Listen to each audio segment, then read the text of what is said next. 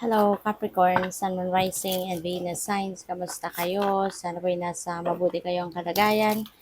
Welcome back po sa Star Tarot. At kung bago kayo dito, welcome din po kayo. Please subscribe, like, share my videos, and leave me a comment kung nakaresonate po kayo. Thank you. So, first card ni Capricorn, we have Three of Pentacles. So, napakaganda nito kasi ang napipick up ko dito sa trabaho, maaaring you are going to have fun talaga kasi po pwede na kung ano man yung gagawin ninyo or ginagawa na ninyo, maybe that is what you love to do.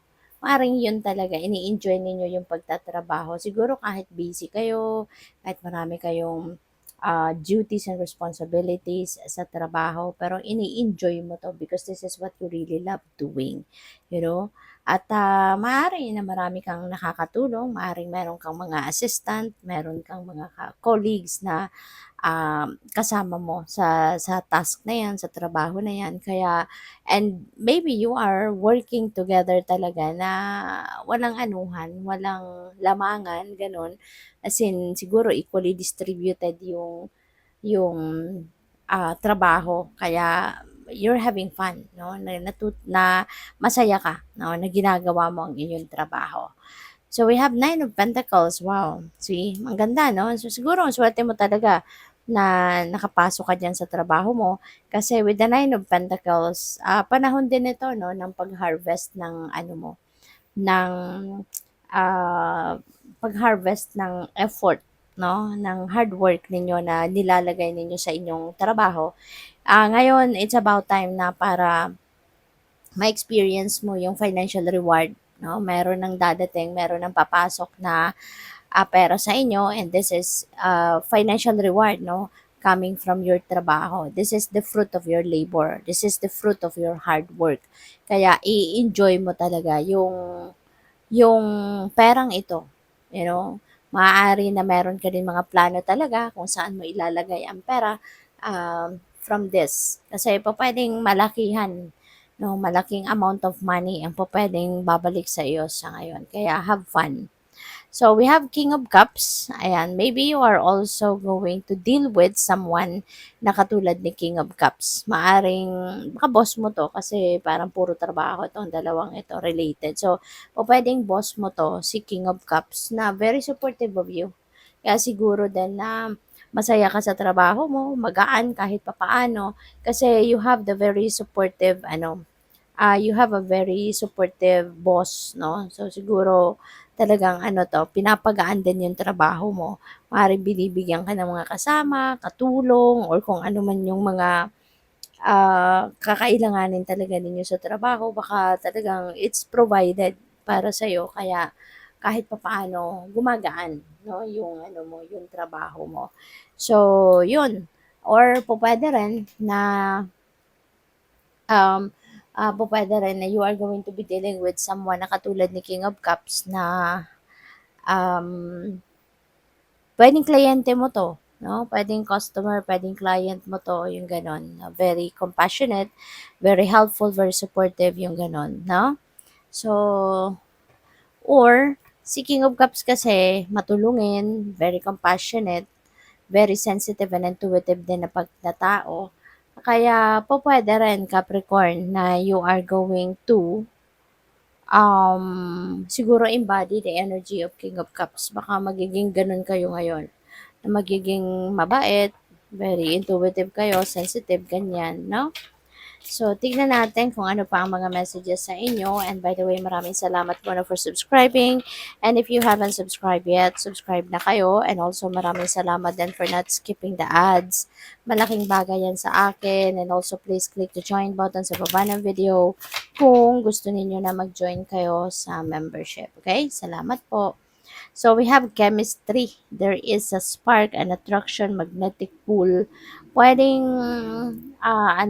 pwedeng ka-love life ninyo ito, Capricorn.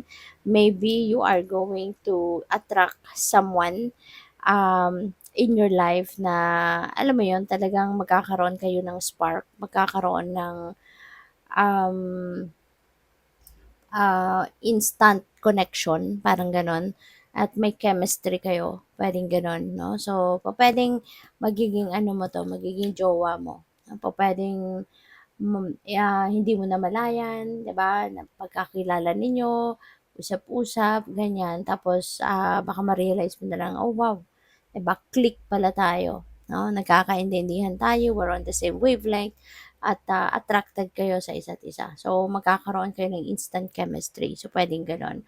So, pupuwedeng ayun, magiging romantic partner mo siguro 'to or maaaring meron kayong romantic connection na mabubuo, you have that chemistry. Pupuwede rin naman ang iba sa inyo baka sa trabaho, 'no? Baka sa katrabaho ninyo magkakaroon kayo ng chemistry sa mga kaopisina ninyo, katrabaho ninyo, kasamahan ninyo sa department, 'di ba?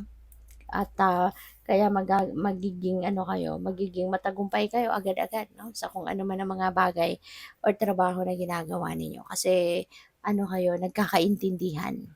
So we have Aries, Leo, and Sagittarius. So you may be dealing with Aries, Leo, and Sagittarius person around this time. No? Or po pwedeng mayroon kayong Aries, Leo, or Sagittarius then placements sa iyong chart kaya mayroon kayong ganitong um, energy. Possible din na si person na ito na magkakaroon kayo ng chemistry, pupuwedeng it's either Aries siya, Leo siya, or Sagittarius siya. So, pupuwedeng gano'n ang ganap diyan for some of you, 'no? So, what else? We have lesson learned. So, ayan, maaari na meron kayong mga realization sa ngayon na meron kayong natutunan from whatever situation na na-encounter ninyo in the past or recently. So, yun, maaaring marami din kayong napulot na lessons from that specific situation. Maaari din ang iba sa inyo is a teacher, pupuwedeng academic teacher, baka yun ang profession ninyo, baka academic teacher kayo, pupuwede rin na spiritual teacher kayo, something like that, advisor, mga ganyan, life coach, mentor, 'no? So, pupuwedeng mga gano'n ang trabaho ninyo.